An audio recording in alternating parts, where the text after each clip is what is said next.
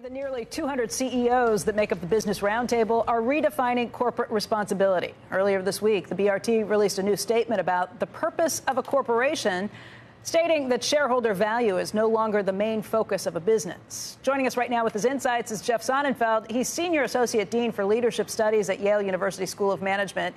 He's also a CNBC contributor. And, Jeff, I should warn you, you are wading into a little bit of a hot topic. This may have seemed like a little bit of a blasé change, something that didn't make a big deal, but it is certainly making people sit up and take notice. What do you think of the change? I think that what's happening out there, and I was listening to a little of your early breakfast food fight there is a confusion between really different concepts here.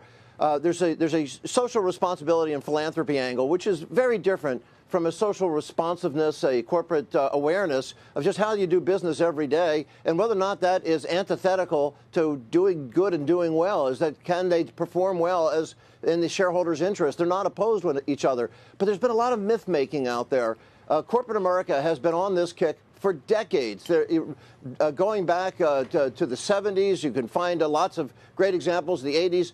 And in fact, what the Business Roundtable did, which is very important, is to canonize what has already been the prevailing practice at great companies like IBM and PepsiCo, Regeneron, EY, Disney. I mean, you look across the board. Of course, J.P. Morgan, Bank of America, you'll have Brian Moynihan on and others that have been on the frontiers in this area.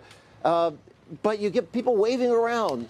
But Milton Friedman has been a little demonized over this. The idea that he said you focus on the shareholder first, or primarily or only, that's your focus. I think it means much more than that, that you only pay attention to shareholders. If you were really minding what's happening at the store, as Milton Friedman suggested, you would have been looking at all these constituencies to begin with.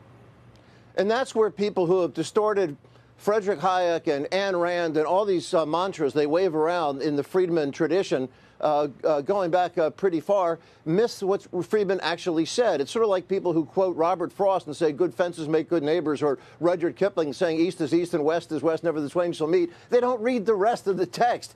And the Wall Street Journal happily today, but I years ago have been pointing out, in fact, in a book called Corporate Views of the Public Interest, which I wrote 40 years ago, it says what Friedman actually says, it may be in the long run interest of corporation to devote resources providing amenities to the community, is that the context really matters, and that companies are doing this, especially with this Gen Z concern about the social position. Jeff, if the journal's point is, if you feed the public belief that free markets and business are wicked and immoral, and that the profit incentive leads to wicked and immoral behavior, then you're justifying government Elizabeth Warren type constraints that, you know, you're almost conceding, okay, you're right, the profit incentive does lead to greedy corporate behavior. Do you think that the profit incentive runs counter to shareholder or to employee interests or to community interests? You think it's a detriment to society that corporations try to...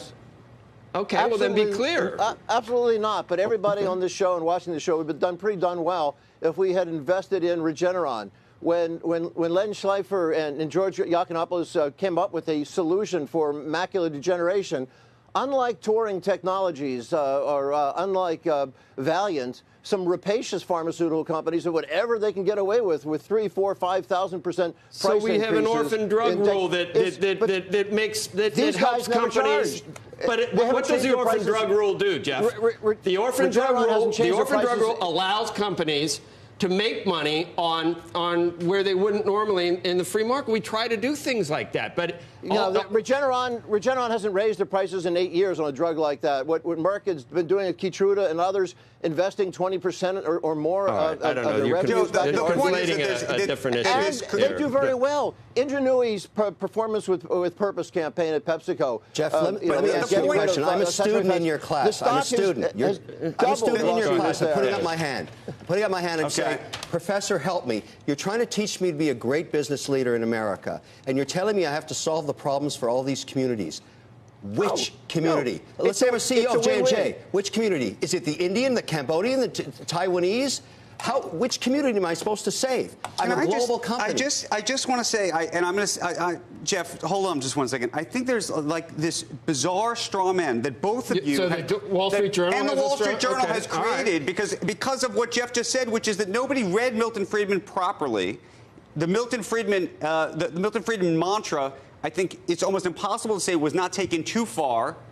Look at the financial crisis as a decent example of that, or some of the examples that Jeff is raising. There's questions in this country, by the way, across the country. There's a whole generation that doesn't even believe in capitalism, and we need to save it. The only point Andrew, is you said that very well. The myth making here is somewhat on the left. Elizabeth Warren is obviously looking for scarecrows, but on the right too is they've created a false dichotomy here. Is that when Milton Friedman wrote that 1970 essay, as Becky suggested earlier in the show, it was a reaction to what he saw as too much corporate do-gooders out there. In fact, it had been a way of life that really strong performing companies have also contributed to their context. Okay, Jeff, can we explore but it's this? Also how they perform. If you take a look at getting rid of those assault weapons inside Dick's Sporting Goods, Jeff, ultimately that did well for the company. You take a look at CVS getting rid of cigarettes. It's a $2 million hit and an enormous revenue they have there. It was inconsequential. It did well for fortifying the image of the business. Let me ask you a question on this. So those things did well for the companies overall. Let me ask you a very simple question. It wasn't a trade-off. And it enhanced shareholder value. So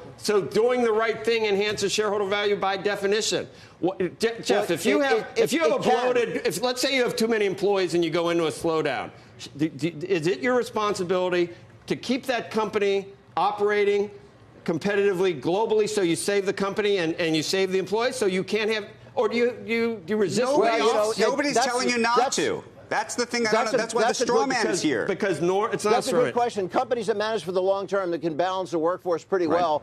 There's a guy named Fred Folks who wrote a book on this. I have a very simple question, Jeff, and I think this must be the answer. There are three constituencies in a business: the customers, the employees, the shareholders. Right. If you do the right thing for all three, don't you encapsulate all the issues you're dealing with? Aren't you doing exactly what you need to do? You needed to do that 100 years ago. You need to do it tomorrow, too. You just made the point for the BRT. The BRT changed their statement to reflect that. And guess what? Prior to that, they had a statement that said profits only, not the three that you just talked about. And prior to that, they had an older statement that reflected what you're just talking about. That is what every business has done. Is that when the BRT was founded,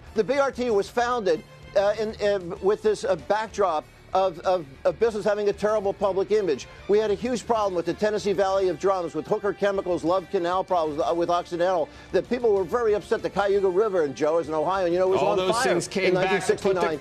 The companies went out of business because of that stuff. Who created the Superfund? It was the Business Roundtable created the Superfund to clean these places up. Right. Irving Shapiro of DuPont. I knew that whole generation. How do Union Carbide do? How do environmental polluters do? When you dump PCBs in Practices Act, it comes back and hurts shareholders. Largely by Raytheon advocating for that to even the playing field. That's absurd. Is that these businesses wanted to do the right thing.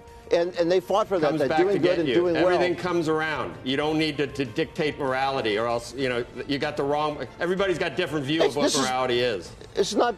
It's corporate citizenship, corporate statesmanship. One CEO's social responsibility. But you do have a point. It's how you measure it is a problem. You have a lot of mindless metrics. Jeff, thanks for joining us. Andrew's taking a look at